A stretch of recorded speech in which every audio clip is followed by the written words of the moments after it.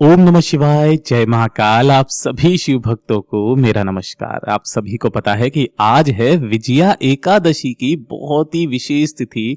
ये वो एकादशी होती है जो महाशिवरात्रि से पहले पड़ती है। आज की तारीख है 13 फरवरी 2026 का वो दिन जिस रात्रि को आपको अपने ही घर पर एक सुधा दीपक जलाने वाला उपाय करना होता है। पूज्य गुरुजी ने कई बार कथाओं में कहा था कि जितनी भी शिवरात्रि आती है हर एक महीने की, जिसमें सबसे बड़ी शिवरात्रि होती है महाशिवरात्रि, और उससे पहले पड़ने वाली एकादशी की तिथि जो कि भगवान नारायण को समर्पित होती है, मां लक्ष्मी को समर्पित होती है।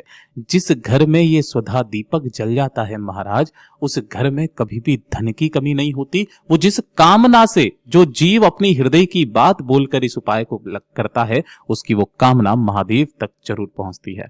गुरुदेव जी की ही कथा से सुन करके और समझ करके आप सभी को बताऊंगा, परंतु उससे पहले आप सबसे बस एक छोटी सी प्रार्थना करना चाहूंगा कि जो भी शिव भक्त पहली बार आए हैं ना, चैनल को सब्सक्राइब जरूर से कर लीजिएगा और वीडियो को तो लाइक करना ही है। साथ ही साथ आप सभी शिव भक्तों से मेरी प्रार्थना है कि कमेंट बॉक्स में अपने हाथों से हर हर महादेव जरूर से लिख दीजिएगा, ठीक है ना। इस पूरे वीडियो में हम लोग 4 महा उपायों के बारे में बात करेंगे जो आपकी अलग अलग कामना पूर्ति के लिए सिद्ध होंगे। तो ध्यान से सुनना है, समझना है और समझ करके जो भी उपाय आपको बेहतर लगता है वो उपाय आपको करना है।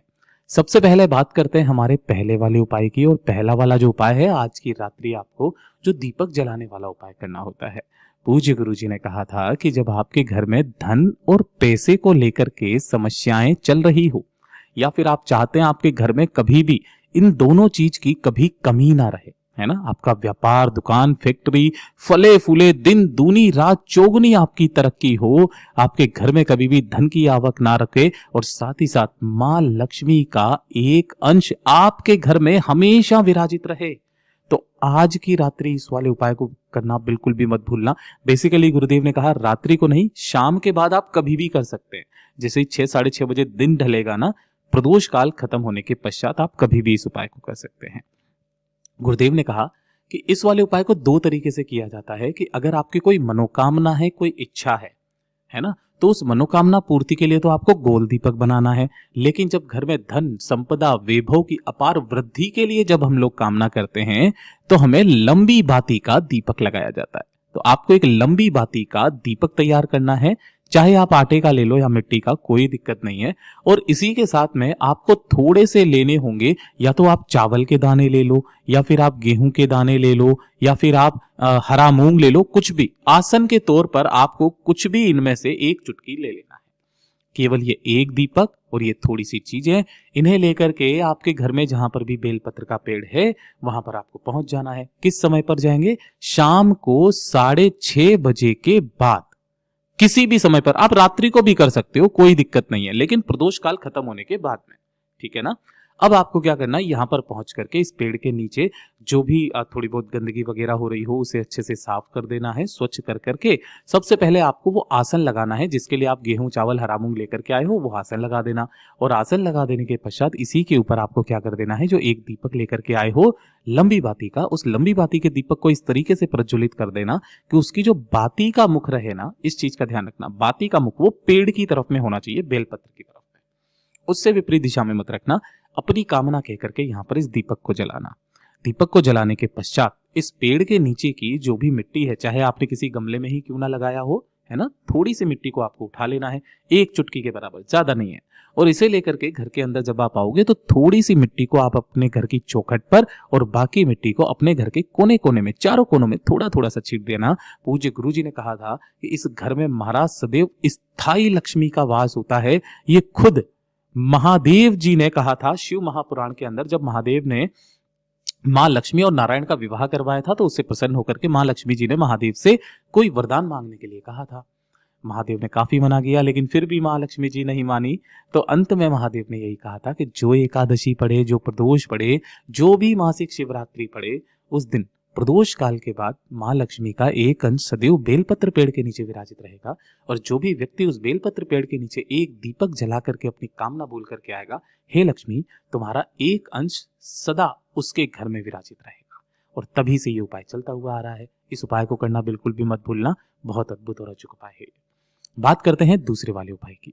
ये वाला जो उपाय है ये है कामना पूर्ति का उपाय, और जिसे तो मैंने आपको शायद बहुत बार बताया भी होगा ना, एकादशी तिथि के दिन का। ये एकादशी का है, कोई जरूरी नहीं है कि ये इस वाली एकादशी को करो, कोई से भी एकादशी के दिन कर सकते हो। जब आपकी कोई विशेष मनोकामना हो, कोई हृदय की बात है, कोई इच्छा है जो आप महादेव से कहना चाहते हैं कि महादेव मेरी ये कामना पूरी कर दीजिए, इसके अलावा मुझे कुछ नहीं चाहिए। काफी सारे उपाय, व्रत, सब कुछ आपने कर लिया, आपके वो कार्य सिद्ध नहीं हो रहे हैं, बहुत ज्यादा अटका पड़ा है जीवन में ना।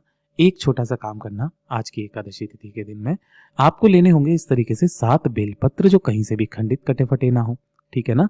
अगर आपको बेलपत्र नहीं मिलते हैं ना तो टेंशन लेने की जरूरत नहीं है। आप जब भी शिवालय जाएं, शिव मंदिर जाएं, शिवलिंग के ऊपर जो भी बेलपत्र समर्पित है वहां पर आप उन्हें उठा सकते हैं, उठाकर स्वच्छ जल से धोकर के काम में ले सकते हैं। बेलपत्र कभी भी झूठा नहीं होता है, केवल बेलपत्र ही एक ऐसी चीज है शिवलिंग पर से जिसे आप उठा करके जो पहले से चढ़ा हुआ है उसे स्वच्छ जल से धोकर के काम में ले सकते हैं।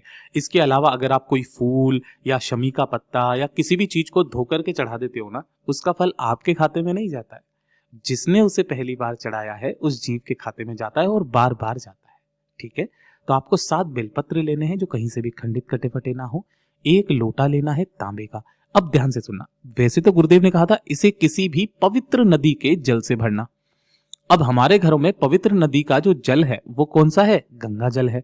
अब हमारे पास में इतना गंगा जल तो है नहीं है कि हम लोग पूरा का पूरा लोटा जल समर्पित कर दें, तो आपको अपने घर का जल भरना है और इसके अंदर 2 से 4 बूंदे आपको गंगा जल की मिला लेनी है, ठीक है। गंगा जल इतना पवित्र होता है कि वो जिस जल में मिलता है उसे गंगा जल बना देता है, ये हम सभी शिव भक्त जानते हैं। और जो 7 बेलपत्र लिए हैं उन 7 बेलपत्रों को आपको इसी वाले कलश के अंदर ही डाल देना है। अब ये वाला जो कलश है ना, इसे लेकर के आपको भोलेनाथ के मंदिर में जाना है, शिवलिंग के पास। किसी भी समय जा सकते हो, कोई समय फिक्स नहीं है कि भैया आप सुबह जाओगे, दिन में जाओगे, शाम को जाओगे, रात्रि को जाओगे, किसी भी समय पर। यहां जैसे ही पहुंचोगे सबसे पहले सम्मुख में आप जाओगे नंदी भगवान के पास में, ठीक है ना। नंदीश्वर महादेव के पास में जाना, अपने दोनों हाथों में उस कलश को पकड़ना, सबसे पहले अपना नाम और गोत्र बोलना जिसके अंदर आपने इस तरीके से बेलपत्र डाले हुए हैं। तो आपको इस कलश से जल इतना धीरे नंदी भगवान के उठे पैर पर अपनी कामना कहकर के समर्पित करना है कि यहां से बेलपत्र नीचे ना गिरे। चाहो तो आप फिंगर लगा लो, कुछ भी लगा लेना, लेकिन बेलपत्र नीचे नहीं गिरना चाहिए, केवल और केवल जल यहां पर समर्पित होना चाहिए, ठीक है। और जो बाकी के बचे हुए बेलपत्र है ना, उनको लेना, महादेव की शिवलिंग के पास भी जाना, एक एक करके महादेव की शिवलिंग के पीछे की तरफ खड़े होकर, जिससे आपका मुख उत्तर दिशा की तरफ में हो जाएगा, महादेव की शिवलिंग पर ऐसे समर्पित करते चले जाना कि डंडी जलाधारी की तरफ हो, बीच वाली पत्ती का भाग आपकी तरफ। इस तरीके से 7 बेलपत्रों को समर्पित करके अपना दाहिना हाथ इन सभी बेलपत्रों के ऊपर अपनी हथेली टिकाना और अपनी कामना बोलकर बाबा से विनती करते हुए वापस चले आ जाना। पूज्य गुरु जी ने कहा एकादशी का एकमात्र ये वो उपाय है जो कि आपकी बड़ी से बड़ी कामना को भी पूरा करता है। पूज्य गुरु जी का बहुत अद्भुत और अचूक उपाय है, जरूर से कीजिएगा। और अब बात करते हैं हमारे तीसरे वाले उपाय की, जिसे आप सभी लोगों को करना ही करना है। ये वाला उपाय किन लोगों को करना है? देखिए कि अगर आपके जीवन में एक के बाद एक दुख, एक के बाद एक कष्ट, चाहे वो बीमारी को लेकर के हो, शारीरिक हो, मानसिक हो, कोई से भी कष्ट हो जो आपके जीवन के जा ही नहीं रहे हैं। घर में किसी विशेष समस्या से आप परेशान हो, नहीं खत्म हो रही है ना, कोई ना कोई समस्या आपके घर में आ जाती है जिसकी वजह से आप हमेशा दुखी रहते हैं, परेशान रहते हैं, बहुत सारी कष्ट आपके जीवन में चलते हुए आ रहे हैं। एक छोटा सा काम करना, मात्र 1 चावल का दाना, जो कैसा होना चाहिए? अक्षत होना चाहिए, पूर्ण, कहीं से भी टूटा खंडित चावल का दाना मत लेना, ठीक है ना। और इसी के साथ में थोड़ा सा लाल चंदन ले लेना है। लाल चंदन कोशिश करना इस तरीके से ओरिजिनल चंदन मिल जाए तो बहुत अच्छी बात है। थोड़ा सा 1 चुटकी के लाल चंदन, और साथ ही साथ 1 लोटा शुद्ध जल लेना है अपने घर का तांबे के कलश में, ठीक है। अब जो आपने चंदन लिया है ना, इस चीज का ध्यान रखना, उस चंदन को आपको इसी जल के अंदर ही मिला लेना है। यानी कि ये कौन सा लिए है? लाल चंदन का जल, ठीक है। इस लाल चंदन का जल और मात्र 1 चावल का दाना, इसे लेकर भोलेनाथ के मंदिर में जाना है, शिवलिंग के पास में। शिवलिंग के पीछे की तरफ में आपको आसन लगा करके खड़े हो जाना है, जिससे आपका मुख उत्तर दिशा की तरफ में हो जाएगा। सबसे पहले आपने जो 1 चावल का दाना लिया है ना, उसी 1 चावल के दाने को अपने मस्तक से लगाकर अपना नाम बोलना है, अपना गोत्र बोलना है और अपने दुखों को, कष्टों को खत्म करने की कामना कह करके एकादशी तिथि के दिन उस 1 चावल के दाने को भोलेनाथ की शिवलिंग के ठीक शीर्ष पर समर्पित करना, काशी विश्वनाथ महादेव के नाम से। किनके नाम से? काशी विश्वनाथ महादेव के नाम से समर्पित कर देना। उसके पश्चात जो आपने 1 लोटा जल लिया है ना, लाल चंदन का जल, उस लाल चंदन के जल को भोलेनाथ की शिवलिंग के ठीक शीर्ष पर ओम नमः शिवाय या श्री शिवाय नमस्तुभ्यम या रुद्र मंत्र या पंचाक्षरी मंत्र का स्मरण करते हुए समर्पित कर देना। जो भी जल जलाधारी से बहकर नीचे की तरफ आए उस जल को रोकना और अपने ऊपर छींट लेना। पूज्य गुरु जी ने कहा उसी क्षण से आपके सारे के सारे दुख, सारी की सारी पीड़ाएं समाप्त हो जाएंगी। पूज्य गुरु जी के सभी उपाय बहुत ही ज्यादा खास और अद्भुत है, जरूर से कर लीजिएगा। वीडियो अगर पसंद आए तो शेयर कीजिएगा, लाइक जरूर कर दीजिएगा। मैं आपसे मिलता हूँ अगले वीडियो में, तब तक के लिए ओम नमः शिवाय, हर हर महादेव, जय महाकाल।